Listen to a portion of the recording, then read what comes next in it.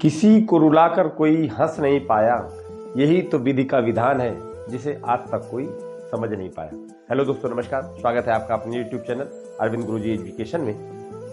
प्रवीण भारती जी पेशे से प्राइमरी के अध्यापक थे और उनका विद्यालय उनके निवास से लगभग 10 किलोमीटर की दूरी पर था और वो इतना वीरान और उजड़ जगह पे था कि वहां आने जाने का कोई साधन बड़ी मुश्किल से ही मिलता था।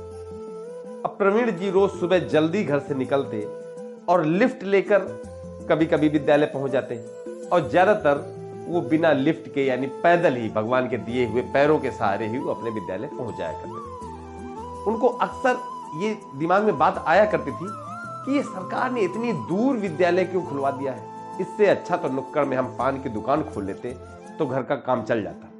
अब लेकिन ये सोचते सोचते कुछ साल बीत गए।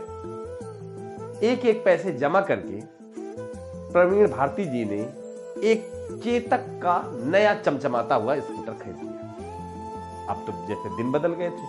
अब प्रवीण भारती जी रोज सुबह समय से विद्यालय पहुंच जाते और शाम को वापस आ जाते। लेकिन इतने दिनों में बिना साधन होने की वजह से उन्होंने ये सीख लिया था कि कभी कोई अगर लिफ्ट मांगे तो उसको मना नहीं करना, क्योंकि लिफ्ट जब कोई मांगता है उसको कोई मना कर देता है तो कितनी शर्मिंदगी महसूस होती है, ये उनसे बेहतर कोई नहीं जानता था। तो यही नियम उन्होंने बना लिया कि कोई भी हाथ देगा तो हम रोक के उसको बिठाएंगे जरूर। सुबह जाते हुए एक दो आदमी उनको रोज मिल जाते और यही शाम को भी। एक दिन एक आदमी बहुत परेशान जैसा दिख रहा था, उसने भारती जी को हाथ दिया।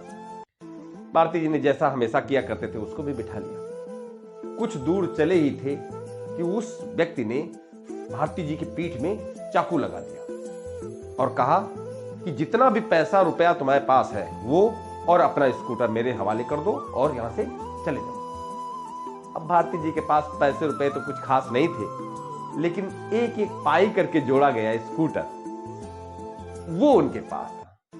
भारी मन से उन्होंने स्कूटर की चाबी उस व्यक्ति को सौंप दी और जैसे ही वो व्यक्ति जाने लगा, भारती जी ने उस व्यक्ति से कहा कि स्कूटर ले जाओ, लेकिन कभी किसी से इस बात का ये जिक्र न करना कि आपने ये स्कूटर कैसे हासिल की, क्योंकि ये रास्ता बहुत वीरान है। यहाँ बड़ी मुश्किल से कोई साधन आता है और अगर लोगों ने किसी दूसरे लोगों को लिफ्ट देना बंद कर दिया तो लोगों का आना जाना बहुत दूभर हो जाएगा। वो आदमी ने कहा, ठीक है, आपकी बात से मैं बहुत प्रभावित हूं, लेकिन मेरे पेट का सवाल है, मैं स्कूटर वापस नहीं कर सकता। और वो स्कूटर लेके चला गया। अब भारती जी अपने घर गए अनमने ढंग से और जाके जैसे तैसे थोड़ा बहुत खा के सो गए। सुबह जब पेपर पढ़ने के लिए उठे तो उन्होंने देखा कि उनका स्कूटर उनके दरवाजे पे खड़ा था और उस पर एक चिट्ठी भी रखी हुई थी। पहले तो भारती जी स्कूटर को बच्चे की तरह खिलाने लगे, बिल्कुल दुलारने लगे कि अरे ये तो चला गया था, ये कहां से वापस आ गया। लेकिन फिर उन्होंने जब वो चिट्ठी देखी, उसमें लिखा हुआ था, मां साहब ये आपका स्कूटर आप ही को मुबारक। पहले मैं इस स्कूटर को लेके भंगार वाले के पास गया, तो इससे पहले कि मैं भंगार वाले से कुछ सौदे की बात करता, उसने कहा, अरे ये तो मां साहब का स्कूटर है, ये आपको कहां से मिल गया। तो मैं जैसे तैसे वहां से भागा, हालांकि उस व्यक्ति को कुछ शक हो गया था। फिर मैंने पूरा दिन भ्रमण किया, कहीं ये नहीं बिक पाया, तो मैंने सोचा कुछ खाना खा लेते हैं। एक होटल में गया तो होटल वाले ने जैसे देखते ही कहा, अरे ये तो मां साहब का स्कूटर है, ये आपको कैसे मिल गया। मैंने उसको जैसे तैसे समझाया कि मां साहब के घर में कुछ रिश्तेदार आ गए, उन्हीं के लिए खाना लेने आया हूं, मिठाई लेने आया हूं। फिर मैंने सोचा अब ये कस्बे में तो बिक नहीं सकता, कस्बे के बाहर इसको बेच देते हैं। अब नाके पर जो पुलिस वाला खड़ा था उसने हमें रोक लिया और कहा कि ये तो मां साहब का स्कूटर तुम्हें कहां से मिल गया।